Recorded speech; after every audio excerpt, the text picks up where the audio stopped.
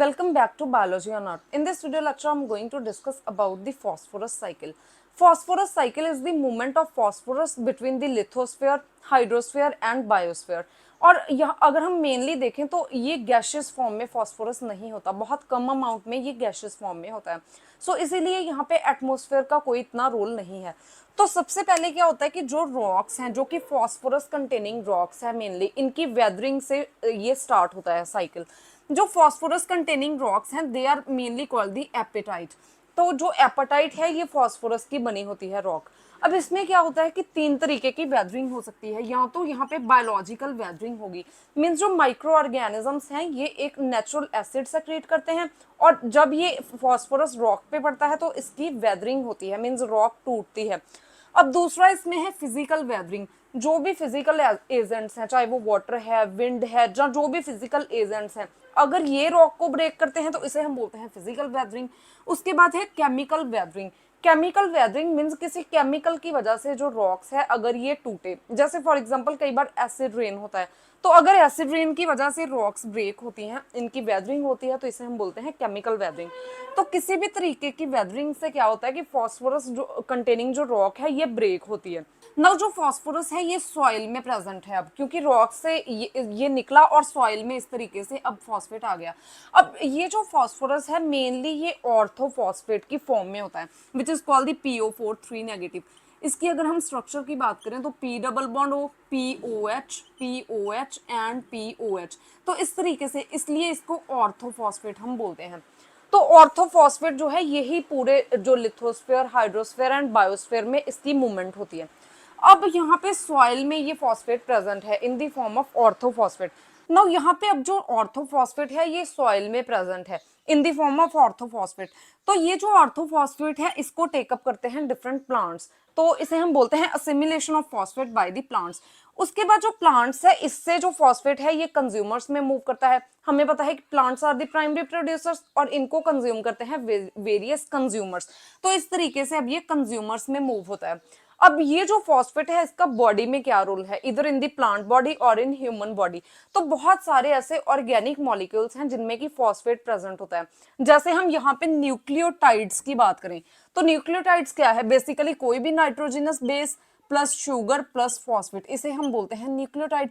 उसके बाद जो डीएनए एंड आरएनए है इन दोनों में यहाँ पे फॉस्फेट प्रेजेंट होता है। अगर हम जो डबल स्ट्रैंडेड डीएनए है इसकी स्ट्रक्चर देखें तो इस तरीके से डीएनए प्रेजेंट है। अब यहाँ पे this is called the phosphate backbone, ये दोनों साइड इस तरीके से प्रेजेंट होती है और बीच में यहाँ पे नाइट्रोजनस बेस प्रेजेंट होते हैं, जैसे कि यहाँ पे एडेनिन, थायमिन या फिर जो है साइटोसिन, जो ग्वानिन है, इस तरीके से ये प्रेजेंट होते हैं। तो अब यहाँ पे फॉस्फेट जरूरी है डीएनए और आरएनए के फॉर्मेशन के लिए। उसके बाद जितनी भी हमारी बॉडी में एनर्जी है, जितने भी लिविंग ऑर्गेनिज्म हैं ये एटीपी की फॉर्म में एनर्जी को यूज करते हैं। तो यहाँ पे जो एटीपी है which is adenosine triphosphate, means इसके बाद तीन फॉस्फेट्स हैं और ये जो फॉस्फेट बॉन्ड के अंदर एनर्जी है जब हम इसको ब्रेक करते हैं, या फिर हम बोल सकते हैं hydrolysis of ATP into ADP और एएमपी। तो जो फॉस्फेट बॉन्ड जब ब्रेक होते हैं तो इनमें से जो एनर्जी रिलीज होती है इसको हम यूज करते हैं अपनी लाइफ प्रोसेसेस को चलाने में या उनको प्रोसेस करने में।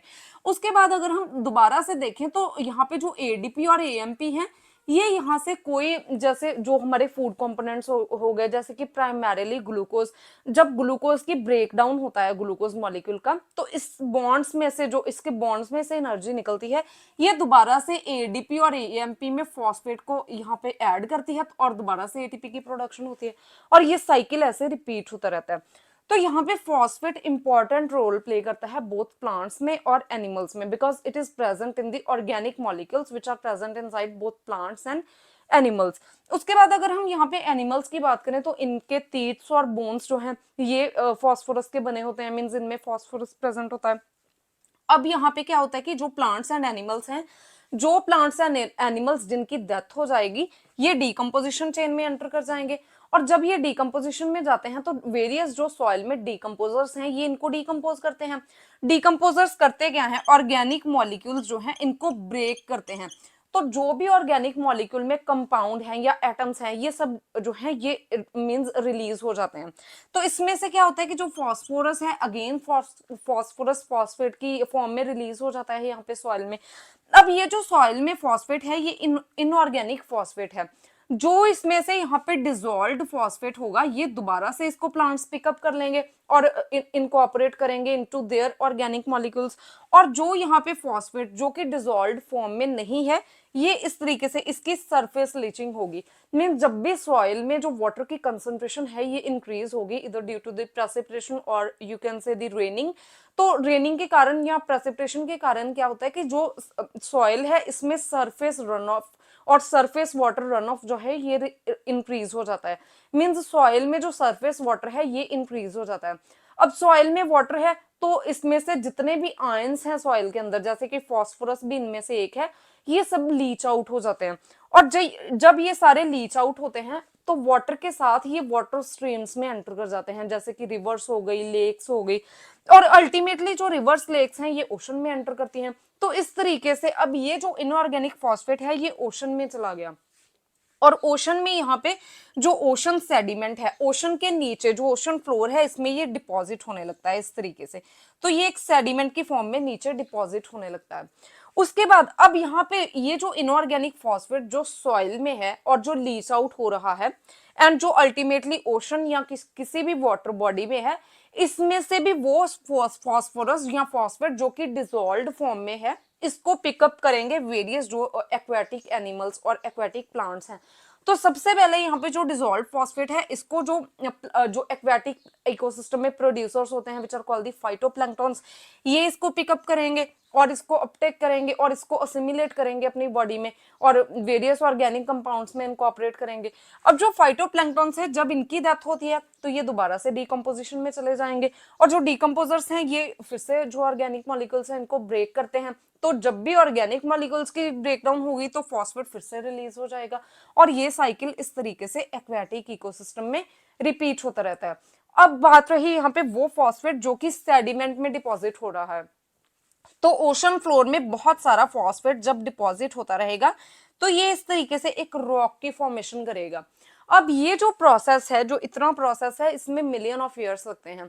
अब क्या होता है कि जो अब हम अर्थ के अंदर जितने भी टेक्टोनिक प्लेट्स हैं इनकी मूवमेंट होती रहती है, ये कॉन्टिन्यूसली मूव करती हैं। तो इसी तरीके से ओशन फ्लोर में जो भी मींस ओशन में जो भी टेक्टोनिक प्लेट्स हैं ये भी मूव करेंगी। तो इस मूवमेंट की वजह से क्या होता है कि जो भी रिवर फ्लोर या सी फ्लोर में रॉक्स हैं ये इस तरीके से वाटर सरफेस के ऊपर आ जाती हैं। जब यहाँ पे सपोज एक केस में आपको बताती हूँ, जैसे कि एक टेक्टोनिक प्लेट है ये दूसरी है और ये जब एक टेक्टोनिक प्लेट इसके नीचे चली जाएगी तो दूसरी इस तरीके से ऊपर आ जाएगी in the form of rock. तो इस तरीके से ये वाटर सरफेस से कई बार क्या होता है कि इस तरीके से ये वाटर सरफेस से एक्सपोज हो जाएगी, ऊपर आ जाएगी। सो जो इतना पोर्शन जो कि अभी एक्सपोज्ड है it is subjected to various type of weathering, जैसे कि फिजिकल वेदरिंग, केमिकल वेदरिंग और बायोलॉजिकल वेदरिंग। और अगेन जब यहाँ पे इसकी वेदरिंग होगी तो अगेन जो फास्फोरस है ये सॉइल में चला जाएगा और ये जो साइकिल है ये रिपीट होता रहता है and this is called the phosphate cycle or phosphorus cycle. If you have any type of query regarding this topic, you can ask me in comment section, and if you find the content useful, please like and share the video and subscribe my channel Biology on Earth.